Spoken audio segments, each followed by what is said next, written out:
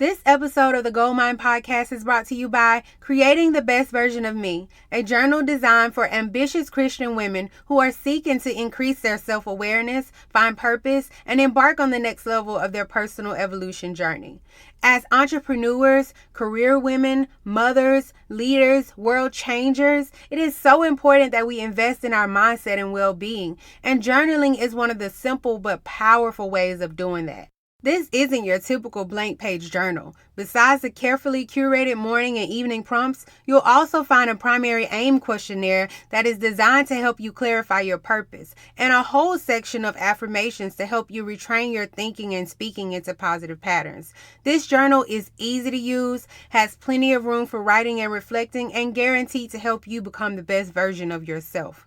You do not want to go through 2019 without this journal. Buy your copy on Amazon today. The link is in the show notes. You're listening to episode 55 of The Gold Mine Podcast. As women, we have to invest that time in getting to understand who we are. Be ambitious, be bold, create the life of your dreams. This is the Gold Mine Podcast with your host, Adrienne Dion. Hey you guys, thanks so much for joining me for another episode of the Gold Mine Podcast. I'm excited to be back with you this week and really appreciate you taking the time to listen.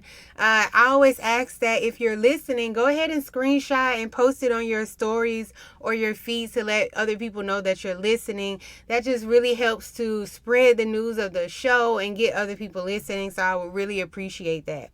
We are already halfway through June. I feel like, this time is flying, which I'm excited about because, as you guys know, I'm getting married really soon. And so pretty much all of my stuff, as far as the bridal shower, the bachelorette, all of that is towards the end, really close to my wedding. So I've just been sitting on ready, just waiting. And so I'm excited to get started with all the fun stuff. This past week or so, I've been working on my wedding invitations. I'm doing them myself. I love doing DIY stuff, and they're coming out really nice. So that's what I've been doing pretty much most of the time. Other than that, we have the online course, Reclaiming My Time, that's happening right now, and just getting ready for the wedding. So that's pretty much all the stuff that I have going on right now. I hope that you guys are enjoying June so far. We've been having some pretty gloomy weather, and this week is just beginning to get hot, so I'm excited about that. I'm going to try to get to the beach really, really soon and start taking advantage of being so close to the beach. I literally live 10-15 minutes from the beach, so that's really cool, but I hardly ever go. That's so sad.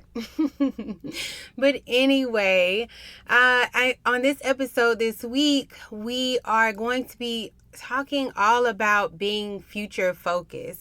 On last week's episode, we talked about the motivational triad, which pretty much consists of 3 principles that motivate us to survive as human beings. And we're all motivated to seek pleasure, to avoid pain, and to conserve energy. And all of those things were really great early on when we were living in the jungle and in caves. But now the world has just evolved so much that we've gotten to a place where survival is not that important anymore. We don't have to face a lot of dangers in our everyday lives. So surviving is pretty easy. The problem that exists, though, is the fact that most of society is still living their lives off that outdated motivational triad system. And that's one of the things that's really brought a lot of dissatisfaction in our society today. The instant gratification from seeking pleasure, the unprocessed emotions from avoiding pain, and all of the inaction from just wanting to conserve energy has just left so many people stagnant instead of evolving into a newer version of themselves. Well, unfortunately, everybody doesn't listen to the Gold Mine podcast. So a lot of people don't really understand this concept and what's fueling their dissatisfaction. So instead of trying to change it, a lot of people are just trying to fill that void with overindulgence. So we can all see that, right? Like in the obesity epidemic, and we're like in the $1 trillion debt in our country right now. The drug abuse and the crime that's just getting worse day by day. All of those things are just fillers for the dissatisfaction that people are experiencing every single day. And so eliminating that dissatisfaction and filling that void is possible, but it's going to require us to, one, flip the motivational triad like we learned in last week's episode. So instead of seeking pleasure, you delay gratification. And instead of avoiding pain, you learn how to process negative emotions and put yourself in uncomfortable situations. And instead of conserving energy, you maximize your effort by putting in work and taking massive action. The other way to eliminate that dissatisfaction and filling that void is to switch from being past focused to future focused, which is what we're going to talk about today. And a lot of people are not really aware that they're living their lives past focused. I can always tell when I'm working with somebody who is past focused because they'll say stuff like, that's just how I've always done it. That I've tried that before, that doesn't work for me. Or I've had this issue my entire life. That's just how I am. I've always done things this way. And they're looking at their past in order to define who they are and what's possible for them. And there are so many issues, so many problems that come with this type of approach to life. And I just want to bring some of those things to your attention. For one, you're going to limit your potential by what you've been able to do in the past. You're not going to be able to create anything new in your life. You'll only continue to recreate your past because you're going to continue recycling thoughts from your past. So from, your thoughts, that's going to create your results. Then you're going to explain your life by what happened in your past. So most of the time, people who do this, they're going to always identify as a victim. And you guys know that just strips all of your power when you approach life that way. And also, when you explain your life by what happened in your past, the current behaviors that you have are pretty much predefined if you're approaching life like that. And that's going to be extremely hard for you to change. And that's why a lot of people say, it's been like that in the past, so that's just how I am. Because they don't see a way to change the behaviors that they're engaging in right now.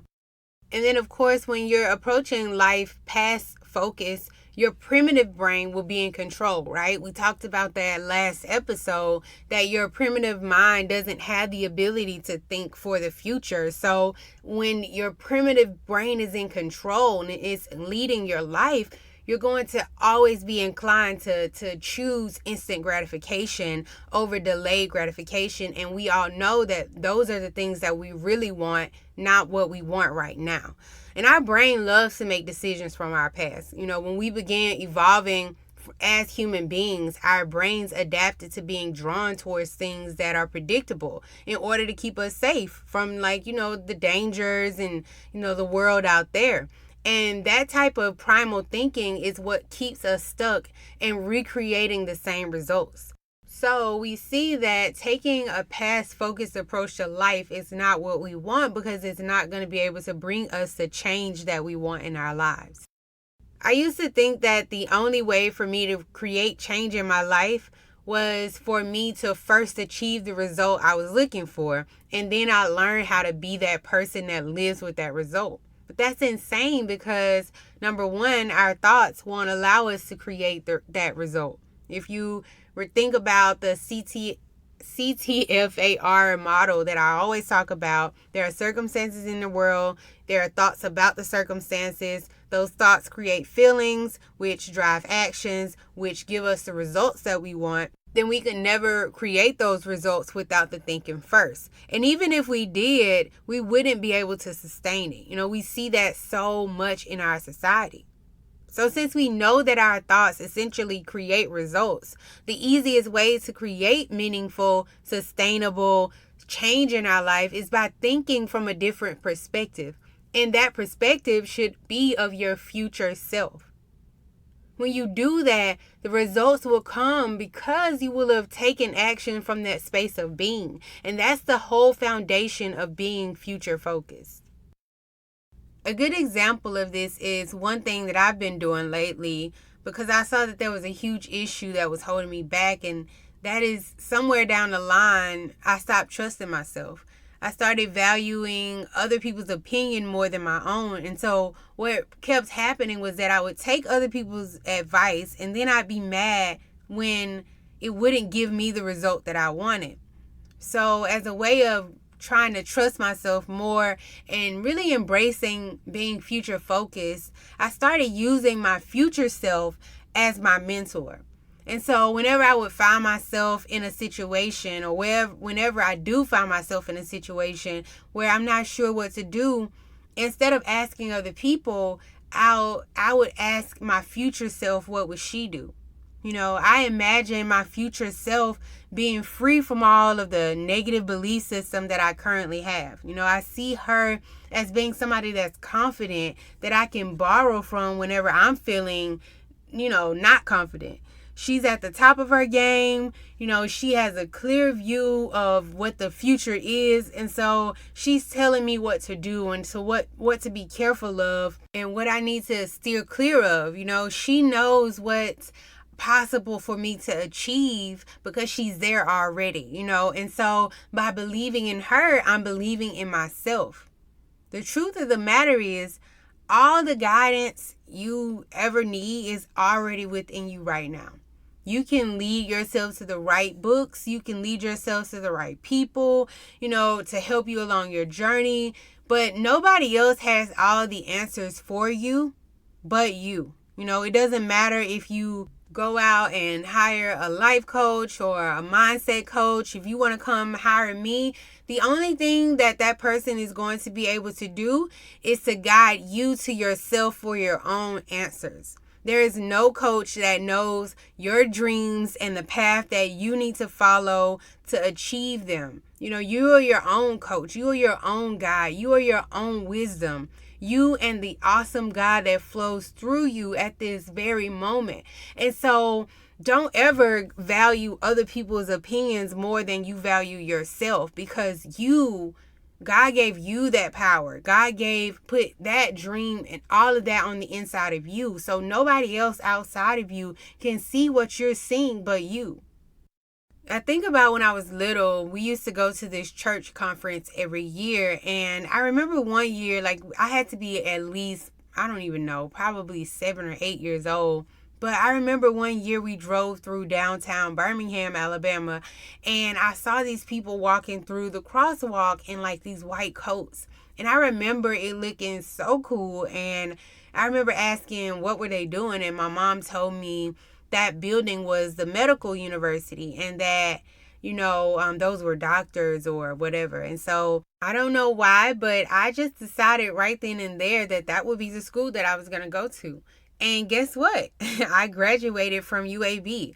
I didn't know how at that moment. I didn't know anything about the issues I would have with, financial aid or whatever. But I made up in my mind that I would be one of those people attending that school in a white coat. And I did, So in that moment, I visualized my future self and became future focused on accomplishing that dream.